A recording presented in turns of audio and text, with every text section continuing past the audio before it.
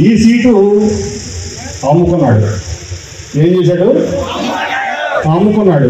అదేంటంటే ఒక ప్రీమియం కమిటీని పంపించాడు నా దగ్గరికి. నీ సీట్ లేదు, నువ్వు తిరుమల సభకి పార్టిసిపేట్ చేయొద్దు, నువ్వు రేపు నుంచి పార్టీ యాక్టివిటీస్లో పాల్గొనొద్దు అంటే ఏంటంటే వచ్చినటువంటి మా ప్రీమియం కమిటీ చెప్పారు, ఇంకేం చెప్తారు, ఇది అమ్మేసుకున్నాడు. అది బేటీ చెప్పలేదు, బేటీ వాళ్ళు చెప్పారు, నేను చెప్తున్నా.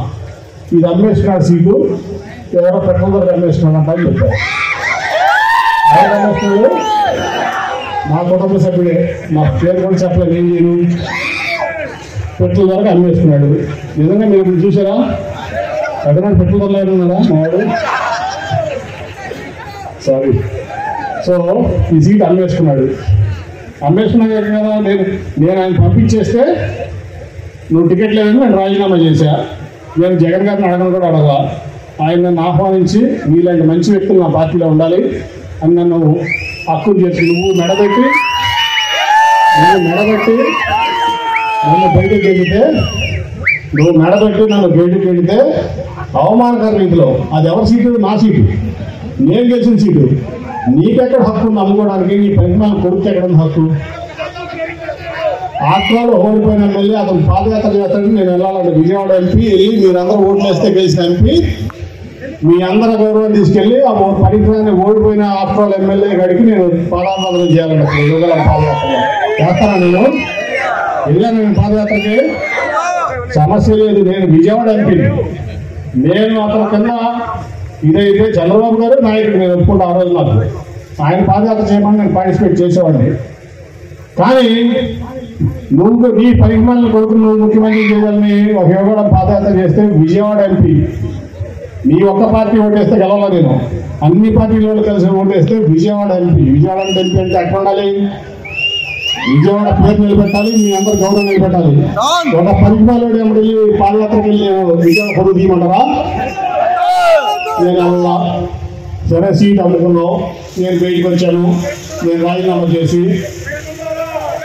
ఎవరితో సీట్ అమ్ముకున్నావు సరే ఇచ్చుకొని వస్తే నన్ను గౌరవించి జగన్మోహన్ రెడ్డి గారు మరి అరుణ్ గారిని అందరిని పంపించి తీసుకురండి నాని అన్ననే నాకు కావాలి నాని అన్న పరిస్థితులు అని చెప్పారు.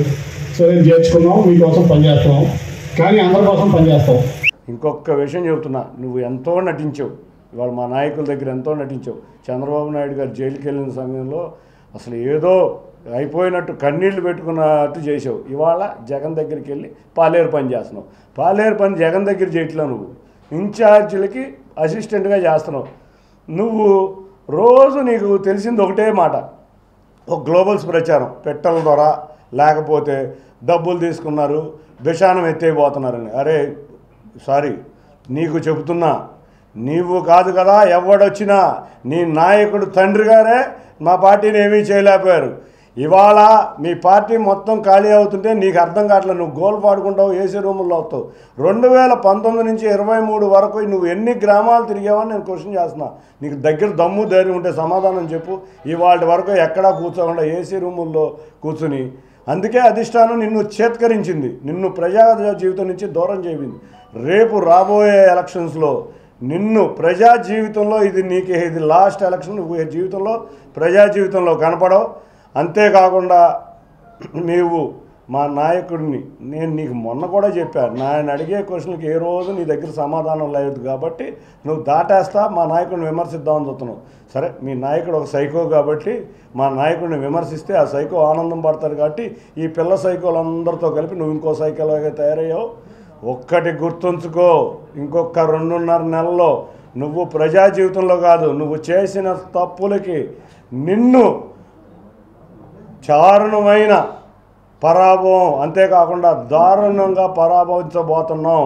తెలుగుదేశం నాయకులు కార్యకర్తలను అన్యాయంగా నువ్వు చేసిన, నువ్వేమంటావు సౌమ్య గారి గురించి, ఆవిడ గురించి నువ్వు మాట్లాడతావా? నీ ఎడ్యుకేషన్ ఏంటి, ఆవిడ ఎడ్యుకేషన్ ఏంటి? ఆవిడ మంచి సాఫ్ట్వేర్ జాబ్లో ఉండి వారి తండ్రి గారు అకాల మరణం చెందినాక మంచి జీవితాన్ని వదిలి ప్రజా జీవితంలో ప్రజల కష్టాలతో ఆవిడ వెళ్తుంది.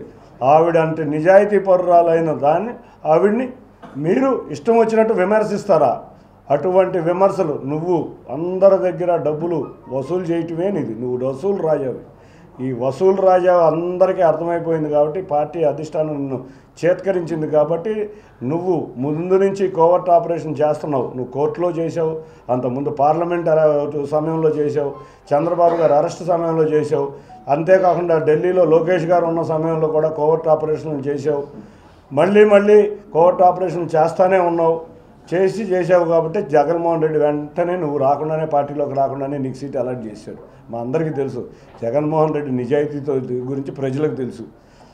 అతనికి దాచుకుంటమే తెలుసు, నీకు కూడా అదే తెలుసు, మా అందరికీ తెలుసు. కానీ నువ్వు ఒక పార్టీలో, మా పార్టీలో ఉన్న వ్యక్తిగా నీ జీవితాన్ని ఇంతవరకు మేము బట్టబయలు చేయలే. త్వరలో ఆధారాలతో సహా ఈ విషయాలన్నీ బట్టబయలు చేస్తా.